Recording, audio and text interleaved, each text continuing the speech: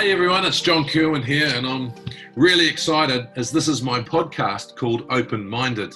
This podcast is interviewing inspirational people from all walks of life. I want to give you the real stuff that's happening every day in the minds of these leaders, how they stay well in high pressure roles, how they build resilience in themselves, how they look after their people, and how can you invest in yourself and your people to do mental well-being well.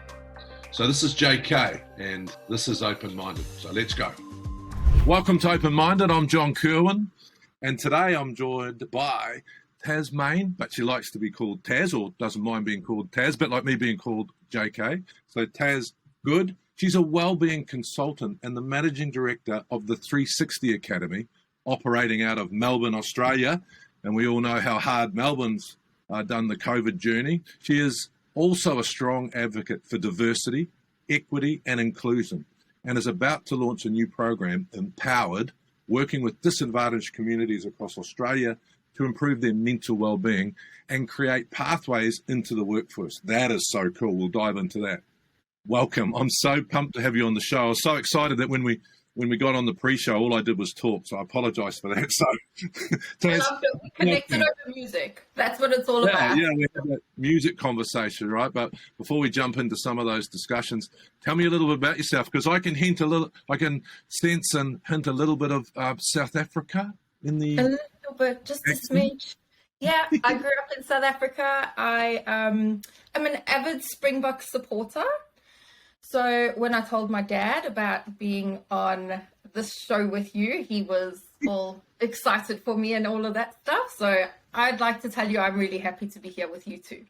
I moved to Australia. I feel like COVID time has almost just changed everything. It's time warped a few things. So what feels like 5 years, I think it's about 7 or 8 years. Been here and loving life. It's ironic, moved here for freedom and then got locked down for 2 years. Nice. One of the most amazing memories I have of South Africa was the All Blacks were the first team back after apartheid, and we had a barbecue, or a braai, as you would call it. Braai, yes. Braai. I tell you, my boot, we had a braai. We had a braai 2K under the ground in Johannesburg because the Springboks were there, the All Blacks were there, but so was Nelson Mandela, de Klerk, and our Prime Minister at the time, which was Bolger. It was the most amazing experience ever. But Wow. I was still dealing with my mental health. I had an anxiety attack about 40 minutes into it, and I just went straight to the surface. But yeah, interesting. So tell me, Never mind. We can get back to that. I was going to say, where was it? I'm not sure. I just remember being in this lift and going down the shaft forever. It's probably, I say to people, why ruin a good story, with the facts or the truth? It probably wasn't 2K downs, but it was way, way too far under the ground for my liking at the time, I love it. But you were there with Mandela, so that's cool. Yeah, that's very, very cool. Very cool. First up, tell us a little bit about your 360 Academy. What was the reason you started it? What was the gap in the workforce education that you were looking to address? Because it's such a cool idea. Thank you. I can say, so when I pitch this, I talk about it being born out of COVID, but really that's just where it came onto paper. I think it comes from a background in coming from somewhere that is so diverse. I love that you've touched on Nelson Mandela. My whole upbringing was all about diversity and inclusion and being the rainbow nation, like there's a space for everybody. And that's what it's almost just been ingrained in me all along. And then moving to Australia, obviously when I immigrated, it's quite obvious that I've got a bit of an accent, and you come across some resistance, specifically in the recruitment field, because it's a really tight-knit community, or network, I should say. And I specialized in supply chain and manufacturing, which was pretty male dominant industry, really tight network, as I've spoken about. And a lot of the people that I was bringing into interviews and speaking with, although they were like highly skilled and very educated and brought over by the Australian government to come in because their skills were recognized on the skill shortage list, they weren't being given a chance in Australian workforce because they had no experience. So from a diversity point of view, that always kind of stumped me about Australia, and that just went on in the back of my mind. And then I was hired to do a few special projects in diversity and inclusion, so specifically in heavy industry like metal, construction materials, those sorts of things, finding women and bringing them into the industry. I did a lot of outplacement work with some really senior guys from FMCG and trying to get them back into the market after redundancy. They would be talking about their barriers, like nobody wants to hire them because of their age. I'd be speaking to, I did a program for international students, trying to get them in as grads, but because they had no Australian experience or so, that was their barrier to employment. So almost like everywhere you look, if you don't fit into this perfect little cube that slots into the mainstream corporate system, there's no place for you to work. And that was really, it's just baffling really when you think about the world and all the people around us and how much everybody's got to give. So anyway, life carried on recruiting, doing my thing, talking about it and being an ambassador where I could, finding ways around. And then COVID hit. And supply chain and logistics went through the roof. There was more demand than what people could deal with. We had industry shut down, like the aviation industry. We had catering, hospitality, all of those shutting down. But then on the other side, we had this polarization of, for example, supply chain logistics, warehousing. They were just booming and there weren't enough people.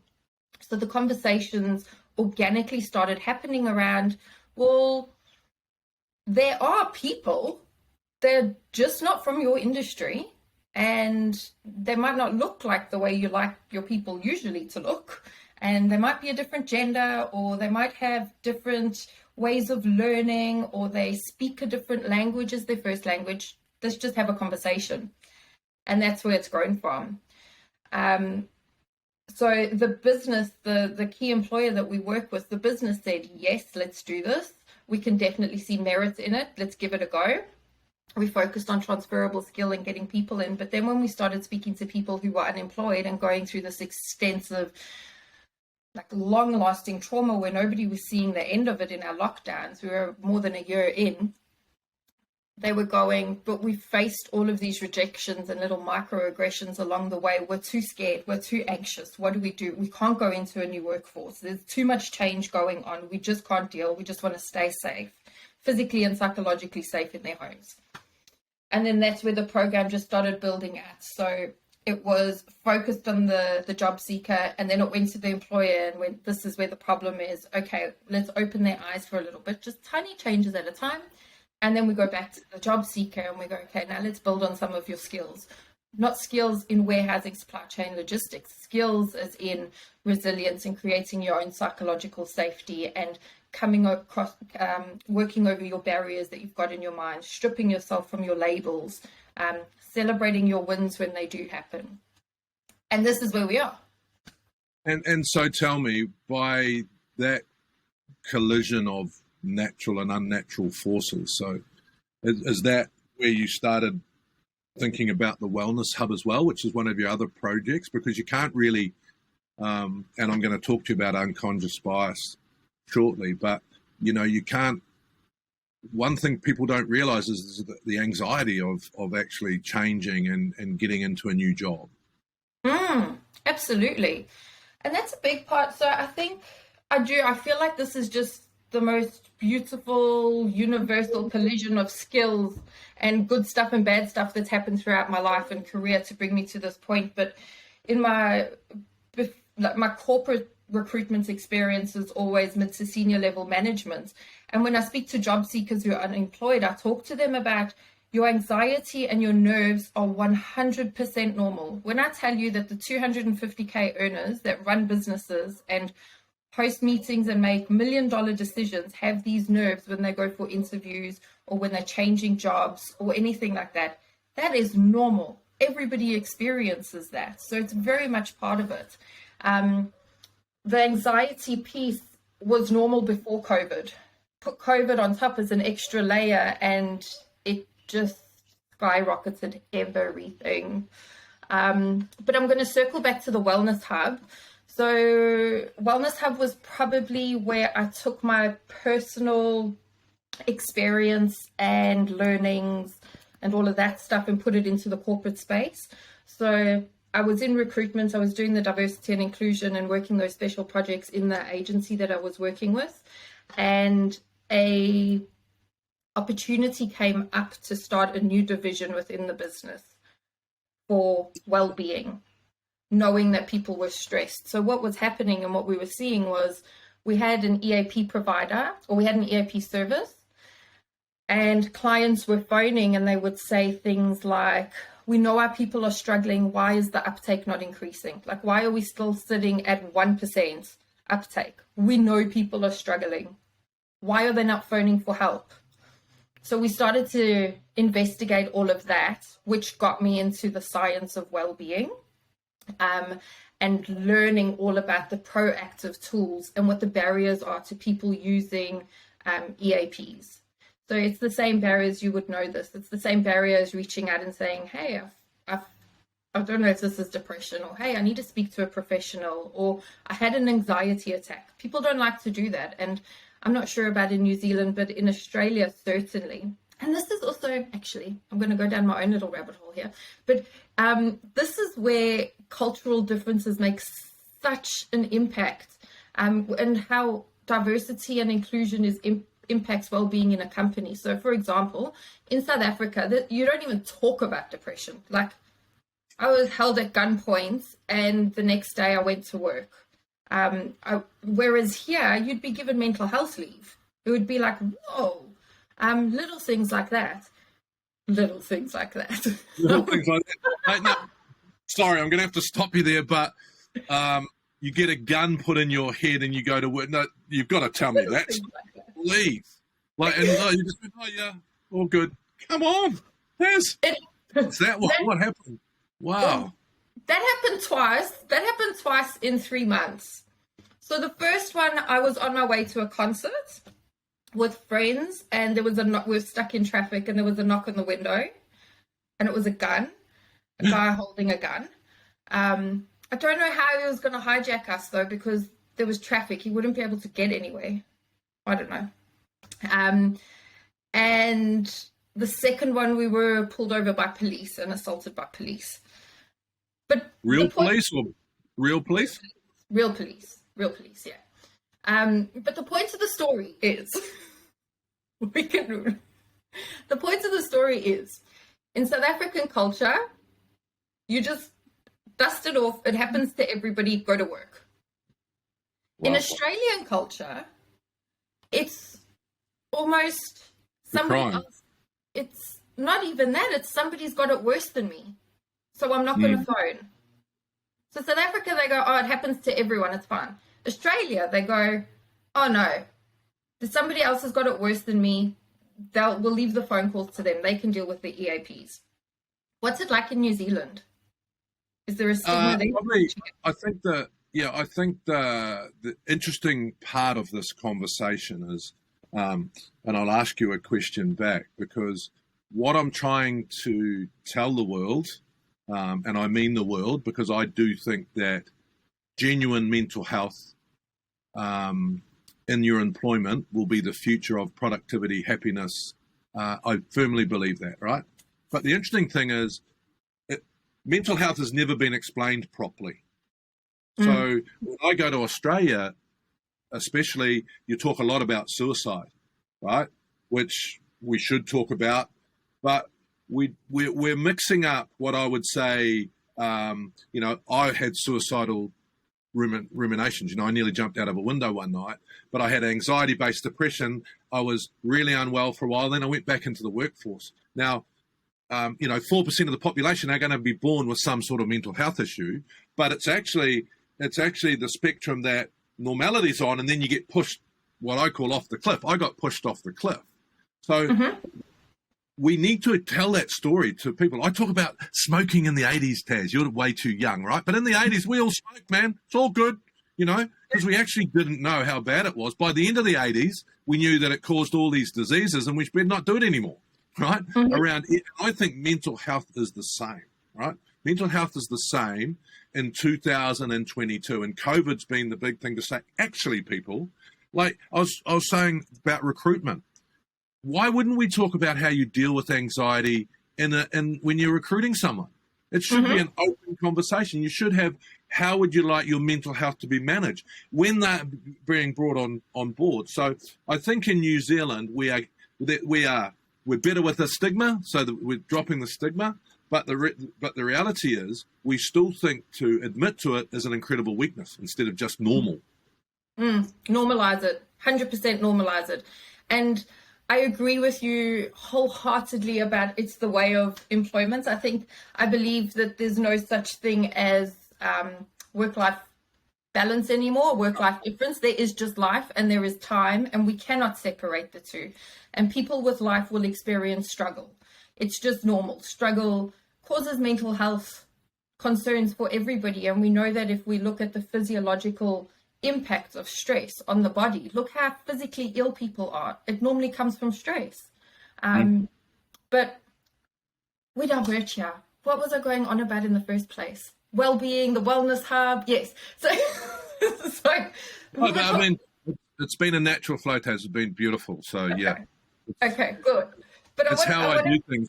Getting a gun put in your head, girl, is not something that I would like. And you must have had some post-traumatic or something. Did you just seriously get on with it?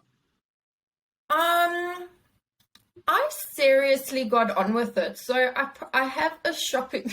This is pretty funny. I laugh because humor is my way of coping with stress. So I've got a pretty traumatic background growing up. And that was just one of the things that it hasn't impacted me. It's not something that startles me since I've moved to Australia. It also helps probably that I have moved to Australia. So that's not one of the things that triggers me, is somebody standing near my window. But I will tell you, when I moved here and the first time I felt myself go down the spiral, because I can recognize my own mental health warning signs. First time I went down the spiral when we had moved here, I went to the GP, and obviously being a new GP, you have to give them your whole history. So I gave her my whole history, and she went, here's your mental health plan. With this shopping bag of trauma you've got, you're never not going to be in therapy. My professional advice is that we find your trauma therapist and you just go see this person whenever you need them. I never not want you to have a therapist. And I kind of went, that was the first time I realized how different the culture was in Australia, because to me it was, but everybody's experienced this. It's normal. So I love that. And it's completely normalized it for me. It's one of those things. I'm the first person at work. I've got my therapist appointment today, or I'm really not feeling good. Or if somebody talks about something, I'm like, I'll refer you to my therapist. I love them. They're wonderful. I couldn't do without them. It's completely just giving the language and normalizing. Totally. I mean, that's why we were called Mentor Me, and now we're called Groove. Because if I say to you, Taz, and I'll ask you later on, so don't answer it now, are you in your groove? Because you know when you're in a groove. And I think those warning signs are really important. The warning signs are important. I call it, my AAA battery. When my AAA battery is low, I need to be aware, I need to acknowledge it, and then I need to act on it. So also the action plan is really, really important. But while doing the research on the beautiful work that you did, I came across a video that you've been involved in on unconscious bias, right? And I saw that video, and it really affected me, because I have a beautiful niece. Her name is Jessica Arkoy, and she is a modern, dynamic woman who calls the aunties and the uncles out, that's me and my sisters, and she'll say to us, that's a generational racist thing to say, or that's a generational sexist thing to say. But the beautiful thing that did was I had to go away and ask myself those questions. So if you are a conscientious, let's say you're middle-class white, me, right? Most of Australia, I would say, would be run by middle-class white, right? What would your suggestion be to me? Because I am conscientious, I want to change. How do you go in and unpack that unconscious bias? Because it's a scary question to ask yourself. It's a really scary question, and I think this is why the D&I, diversity and inclusion, and well-being hand in hand are two very scary, very vulnerable conversations in the workplace. And I think before you can even deep dive into either one of those, although they go hand in hand, it needs to be a safe place to open this conversation up. So I think personally, when you were talking about your curiosity earlier on, and you were saying you're a naturally curious person, so you ask these questions. I think that in the workplace, it's somebody who is passionate about diversity and inclusion. It's somebody who is naturally curious and has the empathy that's needed to address the conversation. So it's not the empathy to the minority group only. It's the empathy to the people that have just realized that we are part of systemic bias, because we are. We know that there's the little quadrants of learning. You consciously know, you unconscious, what's it called? Unconscious incompetence. And unconscious incompetence, when you don't know what you don't know. And I think that's where a lot of people are when it comes to bias, because I'll revert it back to real life stories of my own. If I interview somebody and I say, what's your management style? I've probably interviewed well over 7,000 managers. I have never, across multiple countries, ever had a manager say, I'm a micromanager. Nobody says that, ever. And I think the same goes for being biased.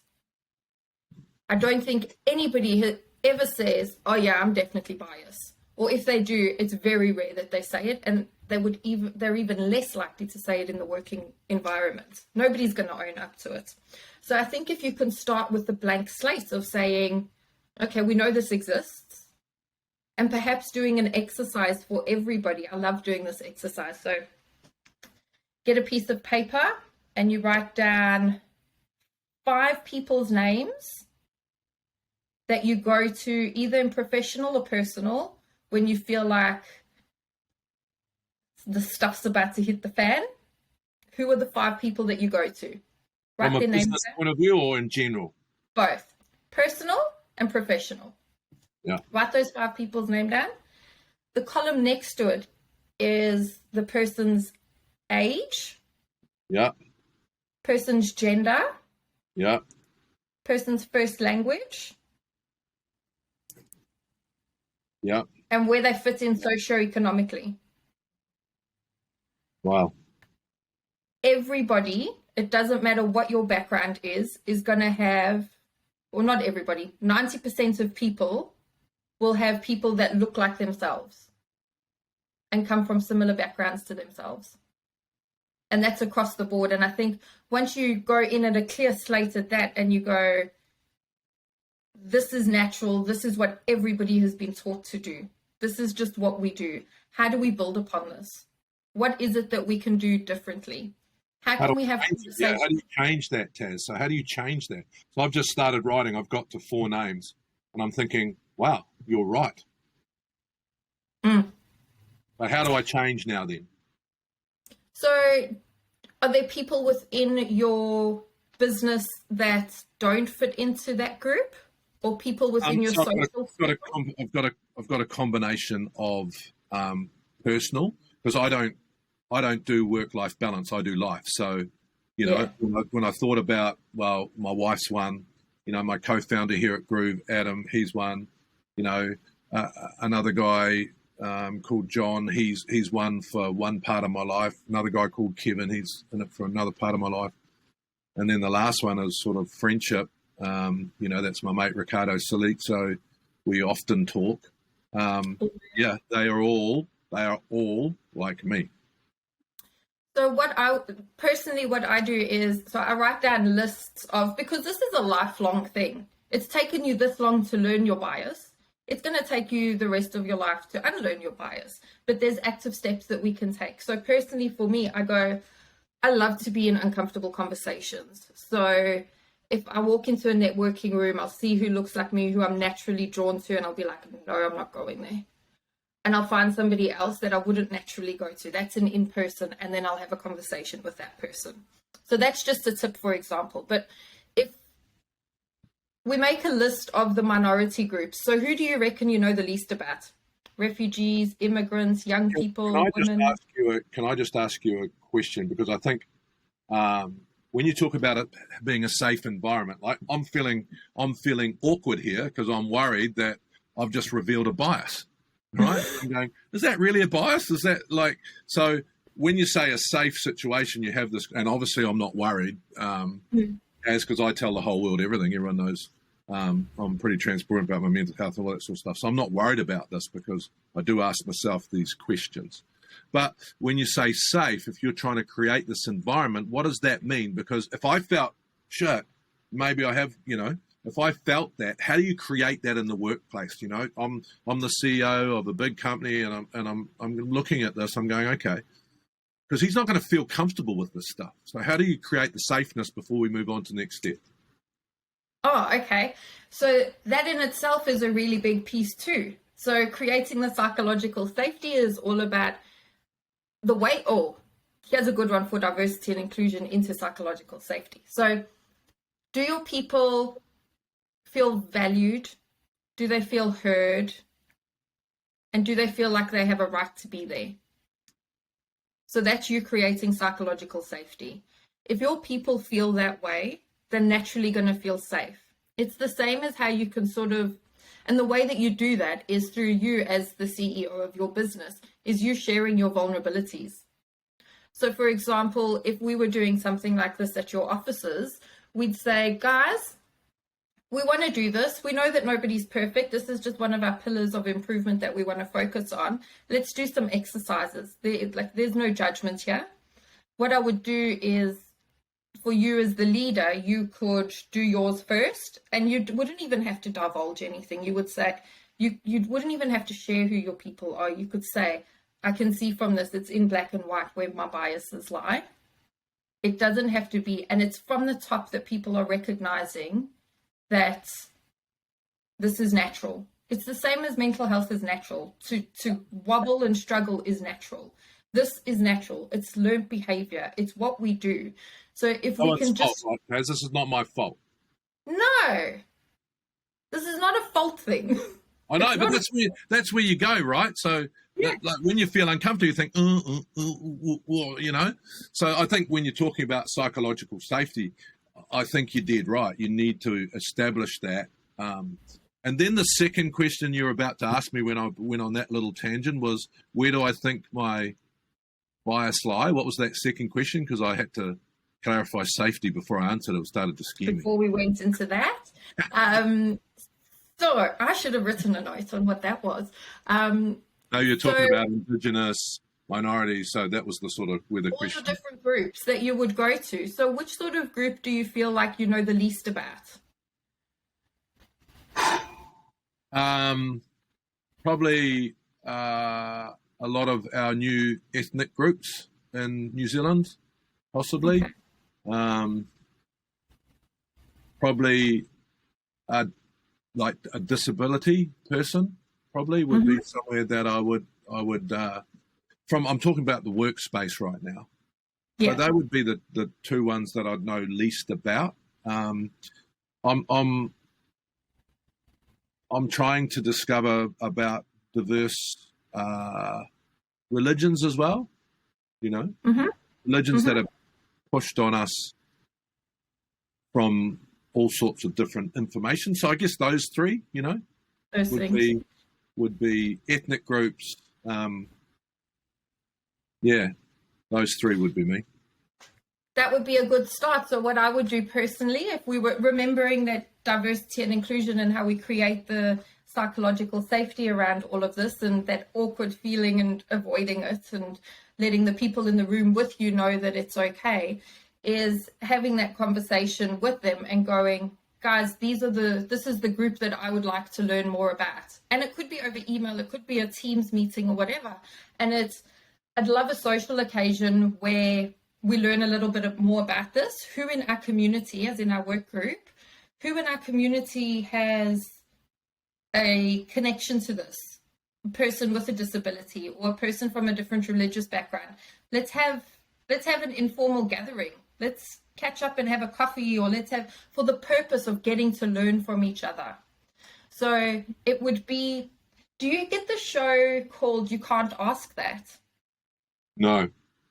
Oh, it's so good. I don't watch TV. I watch an odd bit of TV, but mainly sports documentaries, sports, and whatever my wife wants to watch on Netflix. Okay, well, yeah. You have to watch this one. Make What's it for like work research. It's called You Can't Ask That. And basically what it is it takes minority groups and they sit on like there's two people sitting on a chair in the studio, and then the community or the viewers have sent in questions for that group. And it's the questions that everybody wants to ask, but nobody does. And then the minority group, two people on the show in the studio, will pick up the card and they'll read one of the questions and then they'll answer it. Wow. It's really confrontational, but it is so good to learn from. So if you could reenact something like that, but obviously again in a safe space at work, and it's coming from the leader, because as you know, with well-being, it has to be driven from the top. If it's not driven from the top and it's not coming from the heart, it just becomes compliance and it becomes something else that you can either pass or fail. And then you've lost. So how do we, this is a really important question, because this is even happening to me, and I'm not scared of many things, but sometimes I'm scared to ask a question to someone of those groups because I feel I might offend them. So I end up not saying anything, because now I don't know how to say it or what to say it. So I probably should watch that movie, but I don't know how to safely engage anymore, because you see some people, called out on social media as being racist, and I've known them and they're definitely not, but they've probably asked the wrong question. How do you do that if I was going to go into these minorities, or, I think if you have the shared purpose and the shared goal, you go into it completely transparent. So guys, for the sake of diversity and inclusion, I'd love us to focus on this. These are the groups I'd like to learn more about. This is a learning exercise. I'd love to learn more from you. So for example, I'm going to use something a bit more, probably a bit less confronting, and let's talk about age. So for example, if I talk about my dad, he'll say things where I'm like, that is so sexist and ageist, and you cannot say that. And he'll go, but that's just the truth. I'm like, no, Dad, that's your truth. You've got to. It feels like a conversation with my niece around with my three sisters and me. Exactly. And then you go, but please don't tell me you talk like that at work. Please, Dad. And he's like, no, I would never say that. But honestly, what is it? But I know where he's coming from, and I know he's got a good heart. But he needs to be educated. However, I'm not going to educate him unless he asks, because then I'm going to come across as having this woke culture that everyone also goes on about, and about being a politically correct generation or whatever they say. But it's about creating that safety in the conversation. So we know what the shared goal is. I know his heart. I know he doesn't want to hurt anyone. So when you're having these conversations, it's putting it out blatantly, and it's all volunteer. It's all volunteered. It's, I don't know.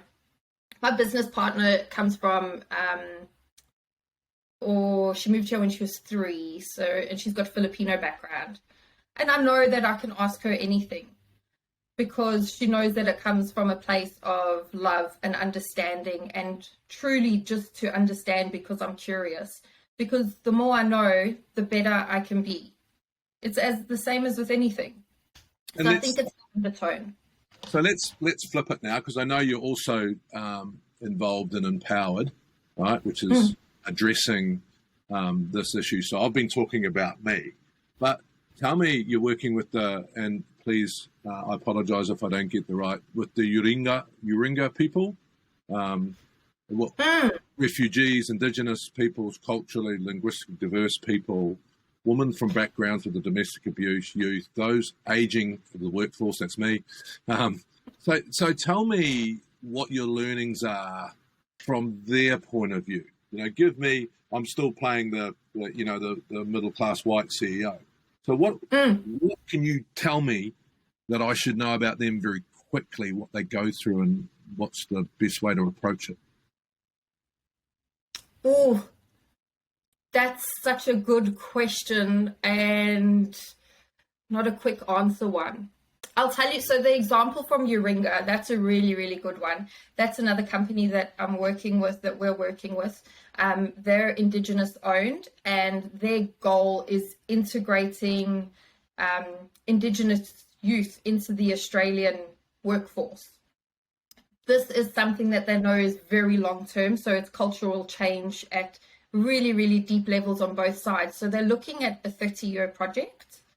So wow.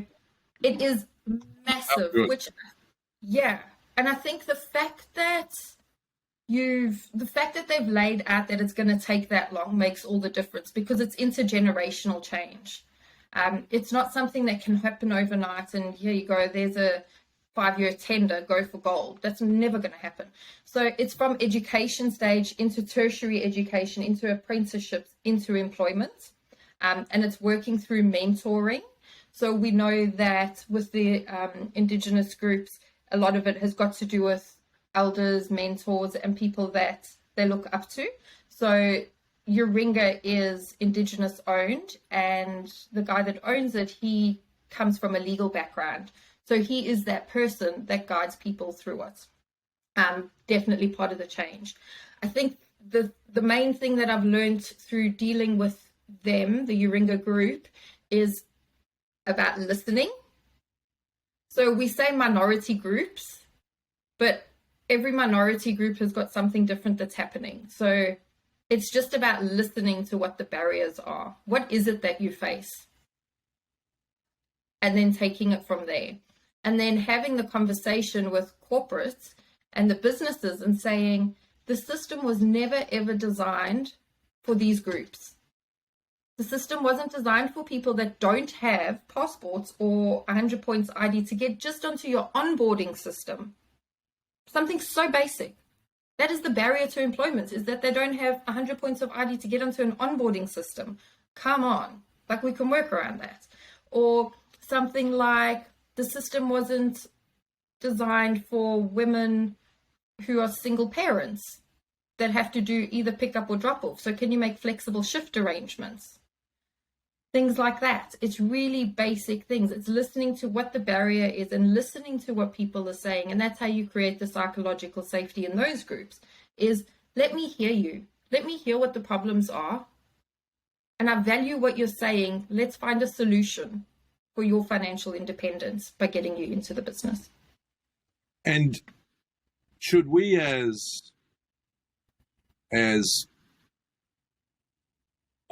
business people that are about to employ, should we have, if we really care, should we have a set of questions, or do we have to know that minority? Because I'm pretty sure if I look at the list of people that you're dealing with, right? So I'll just go through them again because I think it's absolutely awesome.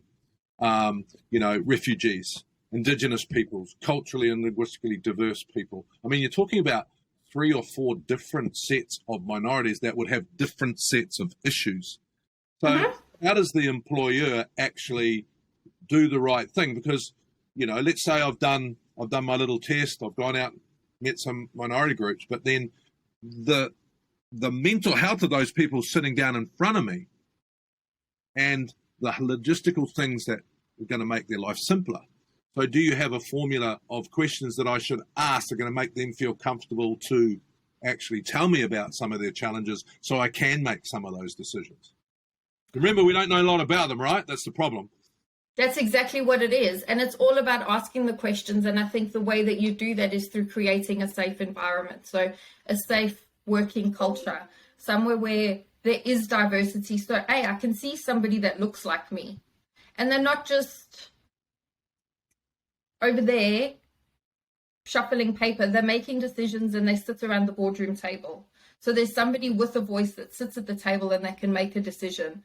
There's somebody that I can speak to that will listen to me. Or when I do raise things,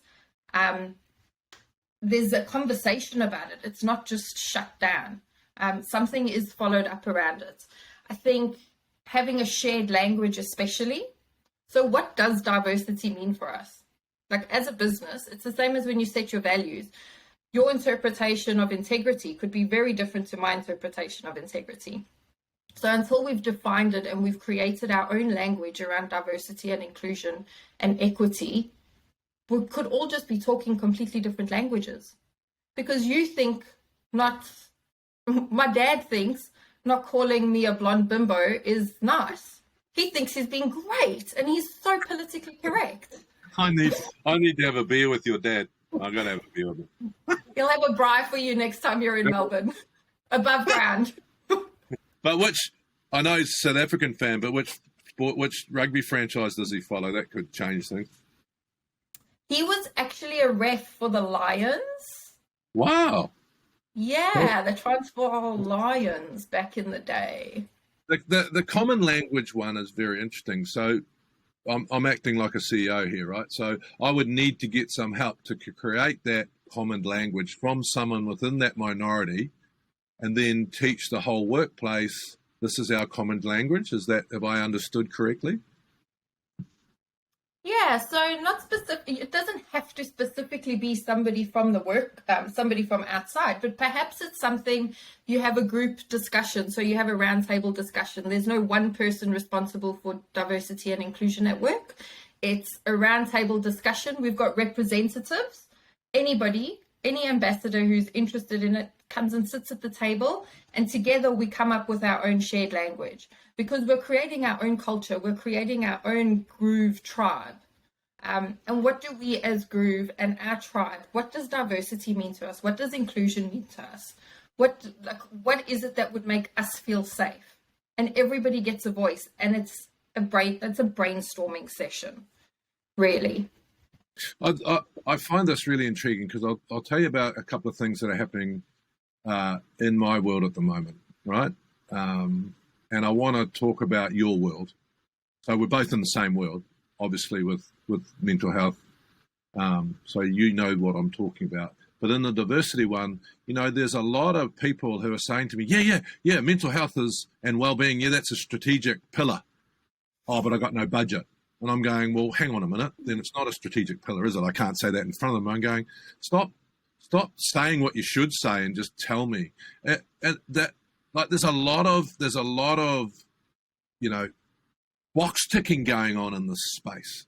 How do we actually genuinely get to this business world to say, this is a real issue, people, and you need to write down your 5 mates that I've done, my friend. Mm-hmm. Absolutely. So how do you break down that you would have seen them 100, you go into that business, you go, yeah, you're saying all the right things, but actually,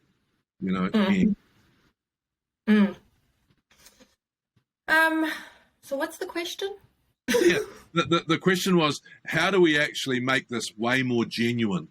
Like, I know people saying, yeah, we want to be diverse, like it's no use having the rainbow, no use having the rainbow flag up if you're actually not going to employ anyone from that community. It's no use talking about mental health being a pillar if you're not going to spend some money actually on your business doing that. So how do we make it way more genuine? So I think the way that we make it more genuine is it absolutely has to be driven from the top. I think if it's not driven from the top, you're going to have to wait until the person at the top leaves and somebody else comes in, because you can put a business case in front of them and they can see how it is financially going to impact the business. And then they'll go, oh, yes, let's definitely do this. But because they're attached to the financial outcome of it, it's going to be driven down into the business as financial. It's going to be seen as compliance, and everybody in the business is going to hate it and not going to engage with it, because now it's just extra work for us to do because it's making the business more money. Whereas if it is human-centered and it's driven from the top and it's not about compliance and box ticking, it's more about, I'm the CEO and I sit in the lunch break room and we chat about whatever. And, oh, what are you eating? I've never smelled that before. Oh, tell me more about your background. Ah, okay. And it's organic and it's human connection. Nothing is groundbreaking here. It's human connection. That's all anybody wants. It's taking away the barriers of skin color, language, financial status, and it's going, I'm a human, you're a human. What have we got in common? That's it. why are we complicating it then, and why are we ticking boxes? Do you think? That's worse. I hate when people talk the talk, but they don't actually walk the walk. Me too, 100%. I really don't know. I'm thinking of when I was recruiting at one stage, they went through blanking out people's ID numbers and names before screening. So it took away any prejudices around that, around culture or nationality and age and those sorts of things. But then even when I got to interview stage, the bias was still there. You just about have to put someone behind a curtain, wouldn't you? So you can't exactly. But then when they rock, exactly. But then when they rock up their first day of work, within 7 seconds you've already made your decision, and you're going to put them on performance management and get them out. So it doesn't matter what sort of compliance rules, things you put in place. If the culture in the business is not one of acceptance and inclusion, it's never going to work. So this leads me on to what we were talking about earlier about Yoringa and their 30-year project, is the way that I see diversity and inclusion and well-being is the same way that human resources was seen in the 60s. I think it was the 60s, if my textbook's memory is working. That was seen as a soft and fluffy department. It was, what is human resources and why do we need this? Like, we just need payroll. But now, fast forward, how many years? Numbers aren't my thing. 40, 50 years? Yeah? Fast 40, forward. 50 years. I was born in 1964. There you go, and I'm 58. There we go. Okay, so fast forward your lifetime. Do you know any company without an HR department? Oh, yeah, only those small companies, but everyone's got one, you're right. The bigger companies. Everybody's got one, and everybody sees the importance of it. So I think that's exactly what it is. It's this long-term thing, and we're in it for the long haul. And diversity and inclusion is one of those. And I think if we're having conversations like this constantly, and it just becomes ingrained in our workforce, and we start with the shared language, and the people that come in the next generation and the next generation and the next generation, it's just going to get better. That's really interesting you say that, because I often say this when I'm speaking to people. You know, when I first reached out and went and saw a psychiatrist, right, and then she introduced me to self-hypnosis, right, and people go, oh, yeah, and I said, man, this was the 80s. You know, there was no Lululemon back there. If you did yoga, everyone thought you were a dope smoking freak. You know what I mean? Like, the times have changed. The times have changed quick, right? So, and I think, you know, to be fair on all our HR colleagues and friends, you know, their business has changed in the last 5 years. I remember speaking at a conference where, you know, I was asking at the end how many psychological papers they had to take, and there was nothing compulsory, right? Mm-hmm. But now 95% of their work, because we don't have work-life balance, is now actually personal problems, you know, trying to keep people incredibly mentally well. And they're not skilled for that. That's not what they signed up for.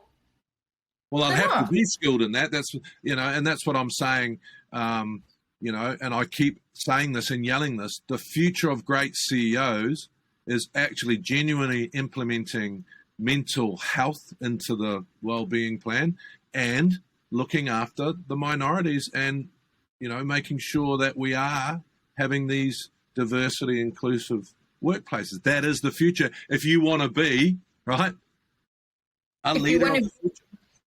Exactly. If you want to be in business, it's the way it is. It's just the way it's going to be, because you look at the generations that are coming into the workforce now, they have a completely different way of thinking.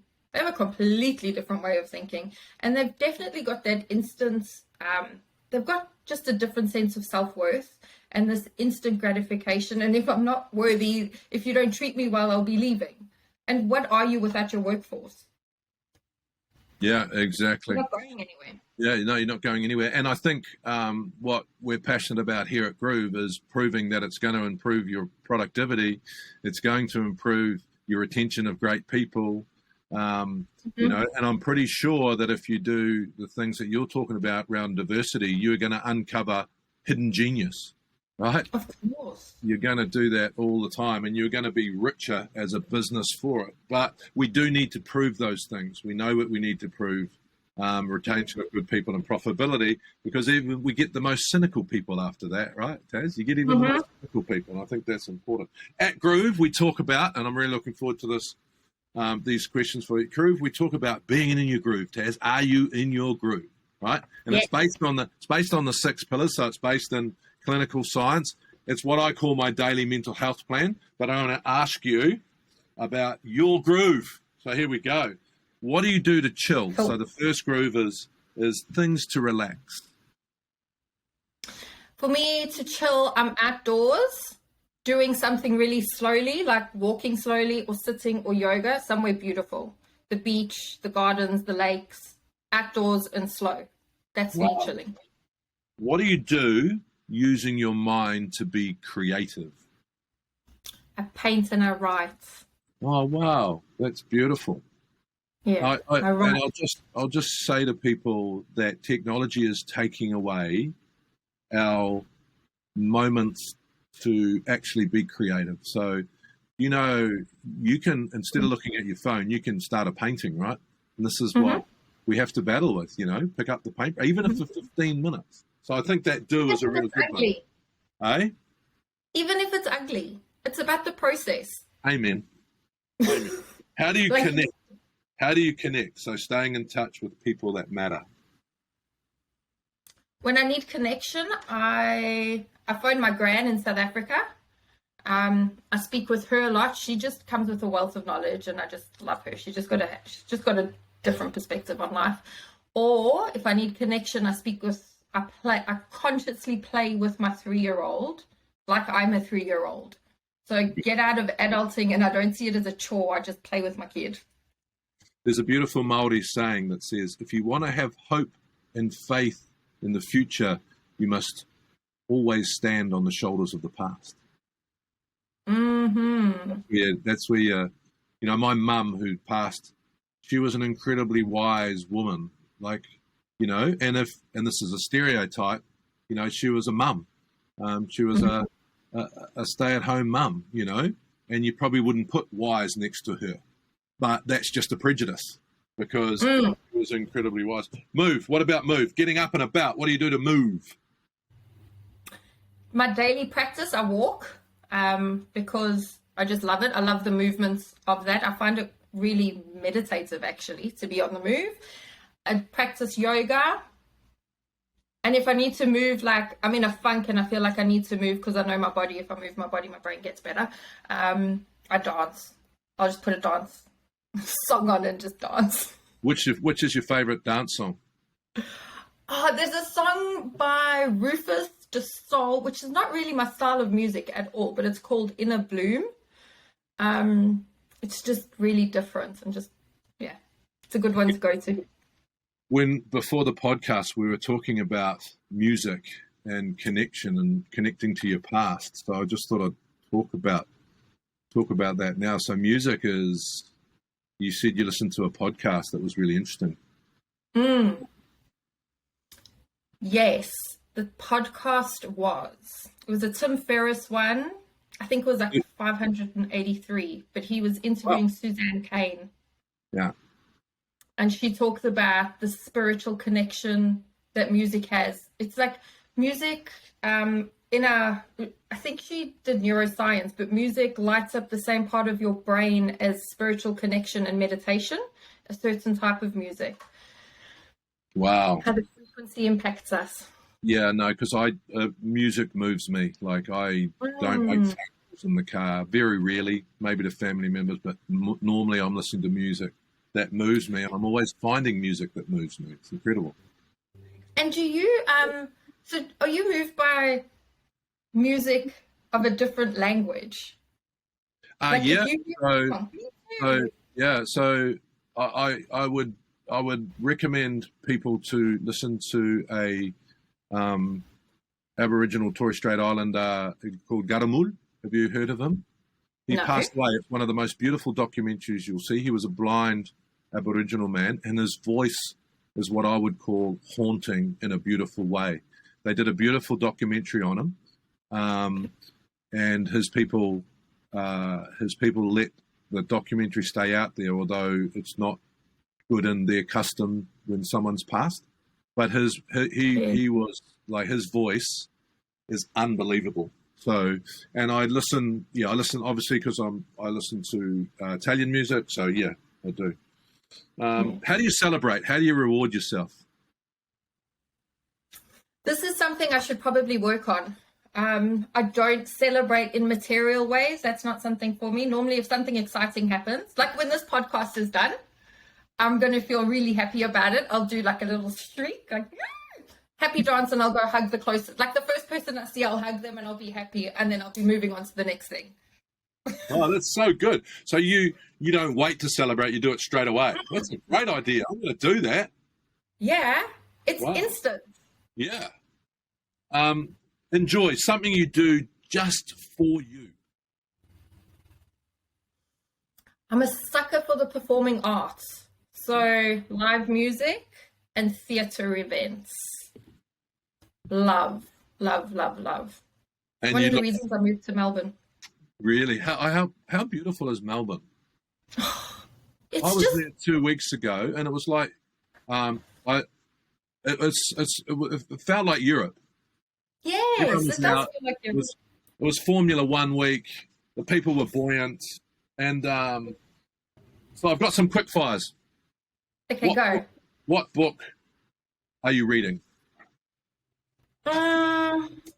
It's called On Combat: The Psychological and Physiological Impact during Times of War and Peace.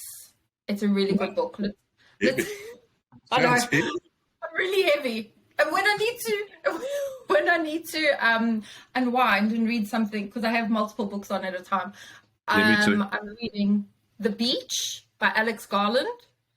Yeah. Yeah, so that one's also about PTSD, but oh well. Yeah. Nice. What podcast are you listening to?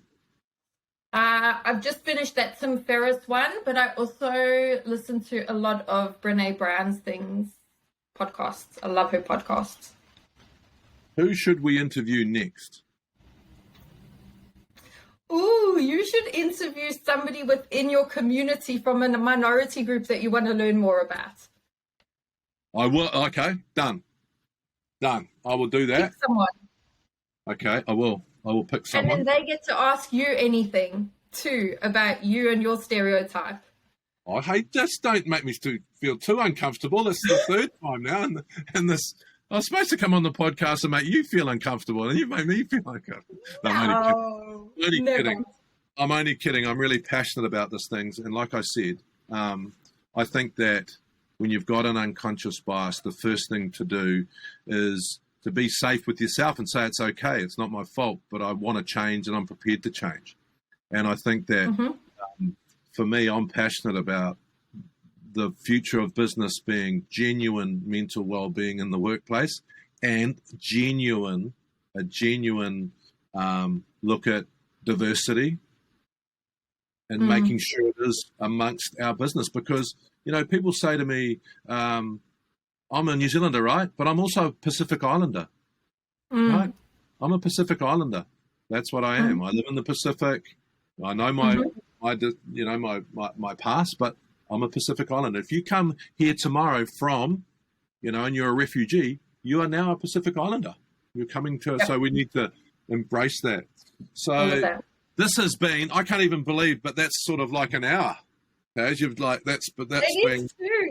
that has been absolutely amazing. It's been intriguing, interesting, uncomfortable.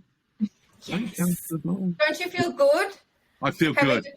You've made me feel good. You've made me feel good. And I've got a couple of work-ons, right? And I think, we are all talking about this stuff. We're all aware of it. We just don't know how. It's like the mental health space. Everyone's aware of it. But, hey, put great mental well-being into your workplace and you will be a future leader. Yeah, we're talking about minority groups. We don't know how to act sometimes. So all this information has helped me with a little bit of a plan to go and action it so that I'm not an unconscious bias. You're conscious of your bias. Yes, that's what we want. We just want to be conscious of our bias.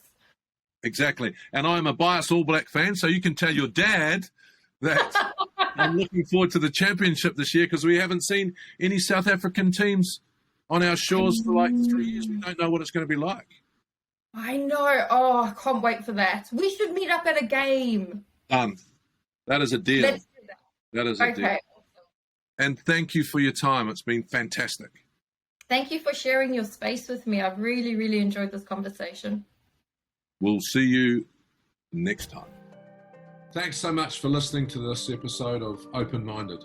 If you like the podcast, make sure to subscribe. This podcast is everywhere you get your podcasts, so make sure you do that. I don't need to tell you how, and then you'll get my new episode straight away. And if you can leave a review, tell everyone you know about it, it'd be awesome. If you could help spread the word about the show, thanks. But also, I'd love to get your feedback. You know, I'm new to this, I want to get better, and I want to know what you want to know about mental well-being. So please reach out to us, and thanks, and I'll see you all soon.